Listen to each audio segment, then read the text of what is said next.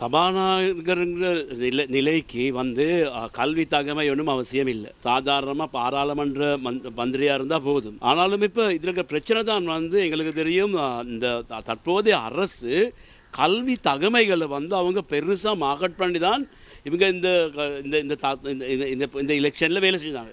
எங்களுக்கு தெரியும் டிகிரி இருக்கிறவங்க, அடுத்து வந்து ப்ரொஃபஷனல்ஸ், இவங்க தான் இருக்கிறவங்க. இவங்க பெரிய ஒரு கேம்பெயின் ஒன்று கொண்டு போனாங்க. இப்போ இந்த சூழ்நிலையில் சபாநாயகர் இதுவரைக்கும் அவருடைய கல்வி தகமை சம்பந்தமாக உறுதியான ஒரு வார்த்தையை சொல்லாதனால தான் இந்த பிரச்சனை உருவாகி இருக்குது.